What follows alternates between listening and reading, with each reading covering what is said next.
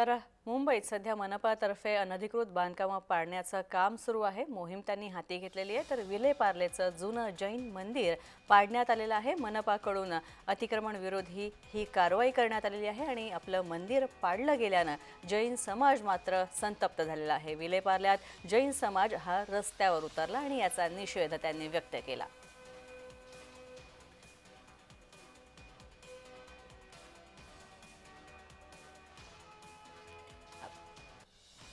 विलेपार्ले पूर्वला जैन मंदिरावर जी महानगरपालिकेकडून तोडक कारवाई करण्यात आली होती, अनधिकृत जे जैन मंदिर आहे असं जे ती नोटीस देत जे ते तोडक कारवाई केली होती आणि त्याच निषेधार्थ ते आज जैन मंदिराच्या जी तोडक कारवाई केली होती त्या तोडक कारवाईच्या निषेधार्थ जैन समाज हा मोठ्या प्रमाणात आहे तो रस्त्यावर उतरलाय।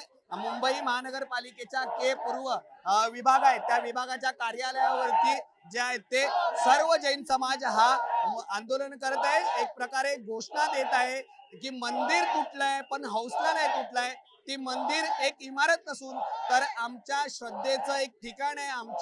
आमची आत्मा तिथे बसलेली आहे, आमचं मंदिर आहे आणि त्या मंदिराच्या जे तोडक कारवाईमुळे आमच्या भावना दुखावल्या गेल्या आहेत। या ठिकाणी जे ते पोलीस प्रशासनाकडूनही जे ते जैन बांधवांना समजावण्यात येत आहे। मात्र आम्ही हिंसक नाही आहोत, आम्ही अहिंसक आहोत।